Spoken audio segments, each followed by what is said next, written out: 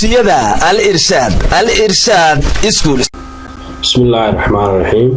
asalaamu calaykum waraxmatullaahi wabarakaatu.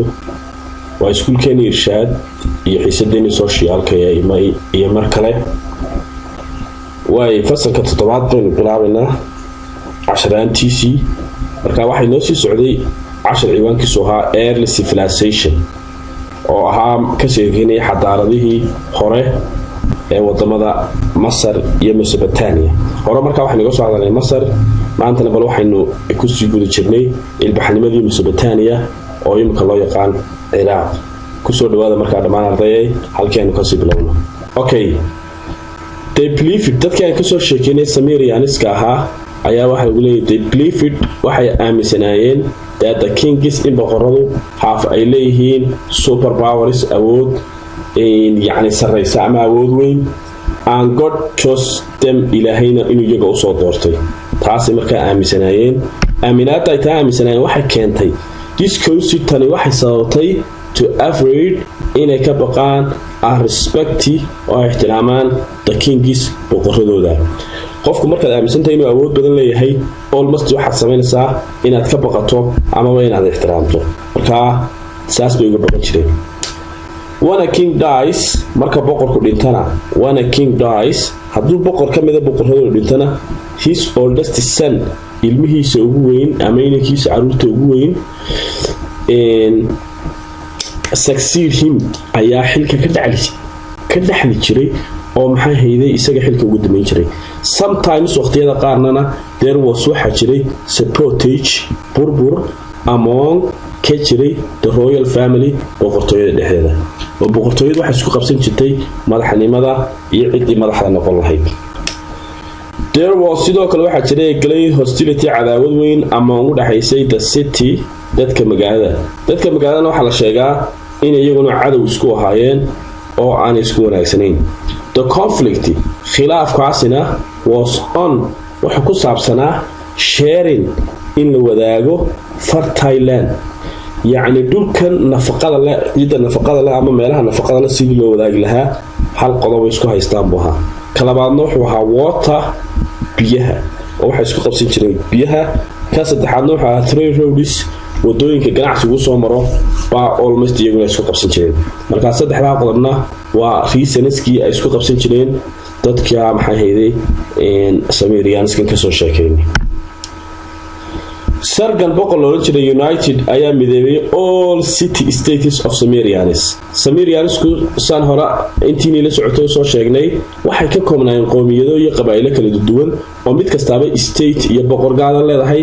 marka nin baa qabsaday la yiraahdo sargan, boqorkaasi dhammaan waxa uu mideeyay boqortooyadii.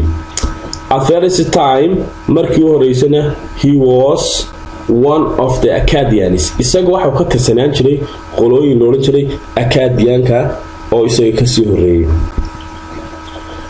Jewish know this man as King Nimrud. Yuhuud ninka waxa uu taqaanay boqorkii Nimrud, magaciisa waxa yaqaaneen in loo jiray Nimrud. He ruled the kingdom, boqortooyada wuxuu xukumayay 55 years, 50 sanadood. His son inankiisii Rumik la yiraahdaa replaced him ayaa isaga bedelay after short time, muddo yaroo kaaban. he was killed, waa la dilay isagana, and overthrown, xilkiina waa laga qaaday to his grandson succeed him. marka waxa isagana xilkii uga dhaxday inankii uu ahaa. marka almost boqortooyinka waxa caadiye dhaqan u ah boqorka hadduu dhinto inankiisu in la wareego. sometimes waxa dhacdaba inanku aabihii dilaba suu boqortooyada uga dhaxlo oo baasha madaxnimada la yiraahdaa sometimes ayaabay aabahood galaafin jirtay. okay, when this king died, markuu ninka boqorka dhintayna the empire boqortooyadii declined, way burburtay about taariikhdu markay ahayd 2100 BC ciise ka hor. boqortooyada markaa uu ninkaasi mideeyay sargan la yiraahdo waxay burburtay. taariikhda halkaa ku xusan ayaa gabigeediba meesha ay ka baxday. okay, imika waxaan gelinaynaa the king of Babylon. waxa jiray iyaguna qolooyin loo jiray Babyloniyiinta. qolooyinkaasi waxay lahaayeen iyaguna maamul gaar iyo boqor gaar ah. marka boqolkooga marka sheekayna. Hammurabi was the king of Babylon. Hammurabi wuxuu ahaa boqorkii Babyloniyiinta between 1791 ilaa 1750. taariikhdu markuu haystay 1791 ilaa 1750. He succeeded waxa uu ka dhaxlay his father aabihii Samubilit loo odhan jiray. His unforgettable good deeds camaladii wanaagsanaa uu lahaa include waxa ku jiray code of conduct, code of law of Hammurabi, يعني sharci oo isagu sameeyay oo loo odhan jiray code law of Hammurabi. waayahay marka waa sharci oo boqortooyada isku maamuli jiray oo isaga u khaas ahaa. sharciga qodobadiisa waxa kamid ahaa waaye articles of Hammurabi constitution. qodob ayuu ka koobnaa sharcigaasi maxay hayday each and every pointna waxa uu sheegay dadka uu xufriyay qodob gaar ah. qodobka koowaad an eye for an eye waxa ku jira hadii qof ka tuuro qof kale in isna isha laga rido. an eye for an eye. Number 2 a tooth for a tooth. ilig hadaa tuurtana ilig baa laga tuuraya weeyaan. يعني waxa weeyaan qofkii ilig cid ka tuura isna iligu baa laga tuurayo. diinta islaamku waxayna fartayba qofku wixii uu sameeyay in lagu sameeyo Soomaha iyaguna halkaasi ay ka shabihi jireen. Anyone committed on robbery cid kasta oo gasha maxay hayday xatooyo will be put to death waa la dilayaa. hadduu qofku xado waa la dilayaa. okay if someone haddii qof stole a baby oo ilmo yar xado he she put to death isna waa la dilayaa. bariga waxa boqortooyooyinka ka caanahay in caruurta la kala xado oo reerka aan caruur lahayn waxay ka xadayaan reerka caruurta badan bay caruurta ka xadayaan marka cidii lagu ogaado iyadna waa la dili jiray. if someone haddii qof drilled uu galo a house guri and entered if someone haddii qof drilled uu jabiyay yani a house guri and entered uu galo guriga he will be killed waa la dilayaa and buried dead halkaasana lagu aasaya.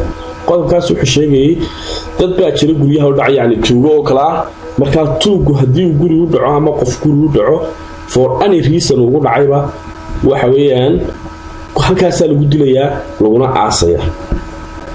waayahay in qofka qodobka ugu dambeeya if son hadduu inanku strike against his father aabihii ka soo horjeesto yani mudaharaad yani ka soo horjeesto xukunka ugu qabsanaya waxa his hand gacantiisa will be cut off gacanta laga jaraya isagana.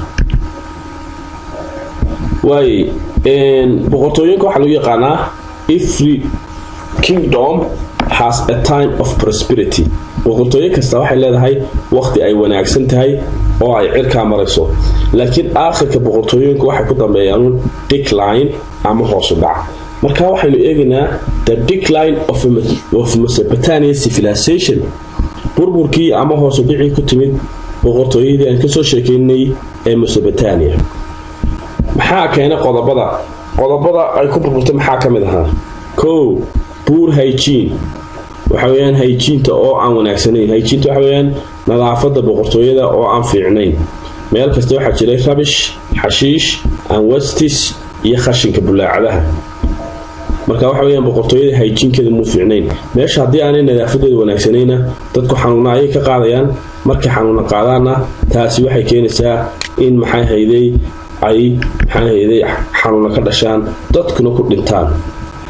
qodobka kale quick evaporation of soil waxaynu maqalnay water evaporation laakiin waxa jira sidoo kale soil evaporation.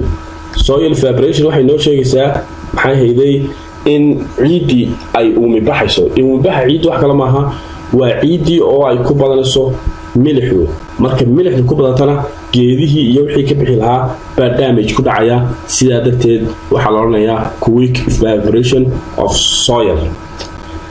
okay qodobka saddexaad overpopulation waa bulshadii oo isku farabadatay.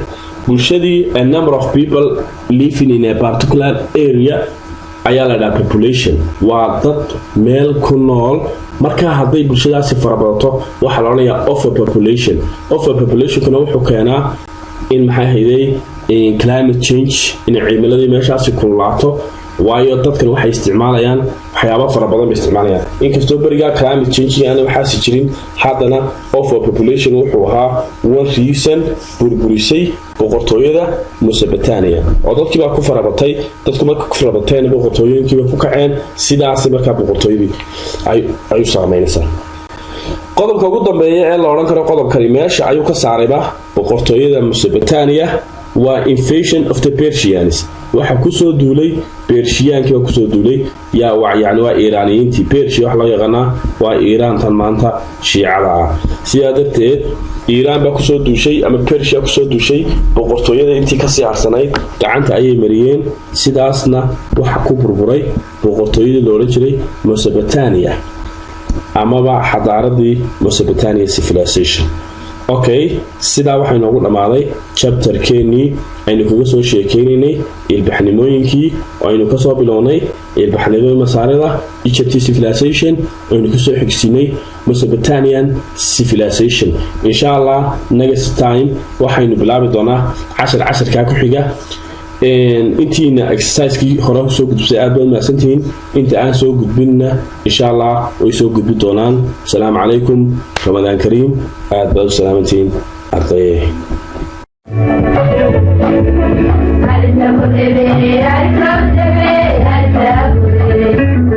dugsiyada al-irshad school